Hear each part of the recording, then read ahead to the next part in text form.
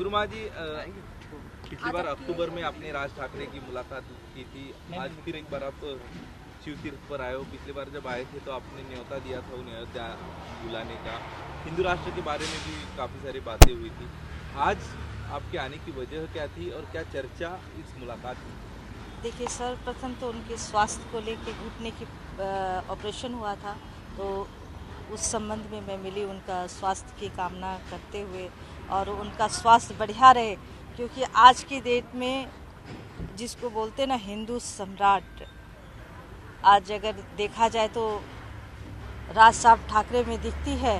तो इसलिए हम आए आज उनसे मुलाकात करने के लिए, और साथ ही अयोध्या तो वो जरूर जाएंगे, निश्चित ही जाएंगे। स्वास्थ्य खराब हो जाने के कारण वो अयोध्या नहीं पहुंच पाए, तो अब अयोध्या की तैयारी होगी और बहुत जल्दी आपको सूचना मिल जाएगी। अयोध्या वो आ रहे हैं। अशक्तपणा यायचा, चालताना सुद्धा दम लागायचा। अमृतनोनी D+ घेतल्यापासून माझा अशक्तपणा दूर झालेला आहे, ग्लुकोज नॉर्मल आलेले आहे। आरोग्याचा भरोसा अमृतनोनी D+। और रामलला सबके हैं, और वहाँ पे आने में कोई भी रुकावट अब नहीं आएगी। आज फिर से ये हम कह सकते हैं कि पिछली बार भी आपने जुनागढ़ हो अयोध्या आने का न्योता उनको दिया था, तो आज हम कह सकते हैं फिर से एक बार आपने उन्हें आने का न्योता दिया, बिल्कुल, कोई भी बाधाएं नहीं आई, ये आश्वस्त किया। हाँ, बिल्कुल आश्वस्त किया है। और इस मैटर को लेके मैं माननीय प्रधानमंत्री जी के पास भी गई थी जब बाधाएं आ रही थी, लेकिन स्वास्थ्य ठीक ना होने के कारण वो नहीं पहुंच पाए थे। तो इससे ये ना सामने वाले शत्रु समझे कि हमारी वजह से वो नहीं आए, इतने कमज़ोर भी नहीं है। और साथ मैं उनको भाई मानती हूँ राज साहब ठाकरे को, और एक बहन उनके लिए हर समय खड़ी रहेगी। मैं हर समय उनके साथ पीछे खड़ी रहूँगी, क्योंकि मैं हिंदू राष्ट्र के लिए काम करती हूँ। और जो हिंदू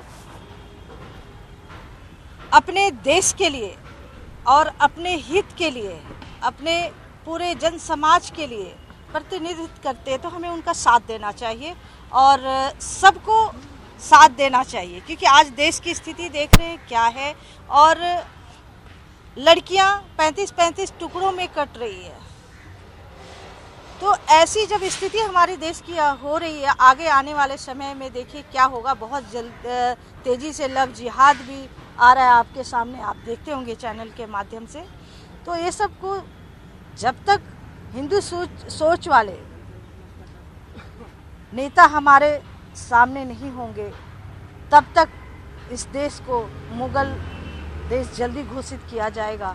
तो इसलिए हिंदू राष्ट्र होना बहुत ज़रूरी है। सर्वप्रथम सबकी सोच हिंदू राष्ट्र की तरफ जाना चाहिए, और जितने भी हिंदुत्व को महत्व देते हैं और हिंदू राष्ट्र की सोच रखते हैं, मैं सबके पास जाती हूँ। आज आमंत्रण दिया आपने? बिल्कुल, हमने कहा है कि अब आप स्वस्थ हो गए हैं, तो अभी तैयारी की जाए अयोध्या की, और अयोध्या आने से भगवान रामलला की नगरी में और कम से कम हज़ारों की संख्या में हमारा साधु समाज उनका सम्मान करे। आज निमंत्रण देने के बाद राज ठाकरे जी ने क्या कहा है, आपको क्या आश्वस्त किया है? अभी निर्णय नहीं लिया गया है, क्योंकि देखिए कार्य में व्यस्त रहते हैं। अभी उनका घुटने का ऑपरेशन हुआ है, और उसके बाद ही अभी बैठक होगी। आप अपना, क्योंकि आगे वहाँ की भी तो सारी व्यवस्थाएं देखनी है अयोध्या की, तो सब जब निर्णय ले लिया जाएगा तो आपको सूचित कर दिया जाएगा। बहुत जल्दी ही सूचना मिलेगी आपको कि अयोध्या आ रहे हैं।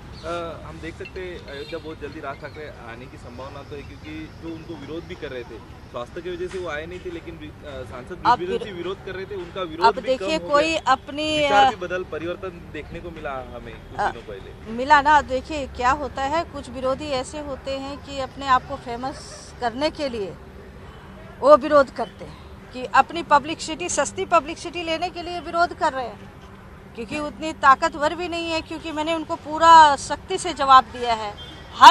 मैं उनका प्रेस कॉन्फ्रेंस चल रहा था दिल्ली में, मैं प्रेस कॉन्फ्रेंस में गई तो उनके पास जवाब नहीं था कि क्यों नहीं आने देंगे। अभी योगी जी ने बोला राष्ट्र सनातन हमारा राष्ट्र धर्म, इससे सहमत है ना? बिल्कुल सहमत है।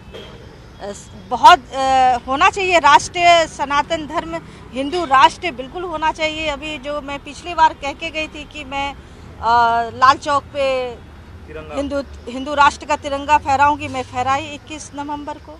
हिंदू राष्ट्र के बारे में, और अभी देखा जाए तो पूरे भारत में, महाराष्ट्र में भी हिंदू जनजागृति रैलियों का दौर चल रहा है, तो इन रैलियों के बारे में कुछ चर्चा राज ठाकरे से हुई? देखिए, बहुत खास चर्चा नहीं हुई है, लेकिन वो हिंदू सोच वाले हैं और हिंदू विचारधारा वाले हैं, और इसी में तो अभी तक जो मैं देख रही हूँ इनको, नहीं कुछ तो मैं बहुत पहले यहाँ 94 में मुंबई रहती थी, जब बाला साहब ठाकरे थे यहाँ पे, तो उस टाइम में मैं एक दो बार इनके साथ, शायद उनको याद नहीं होगा, मैं आई थी, तो उस टाइम में इनकी विचारधारा बिल्कुल उनकी तरह ही है।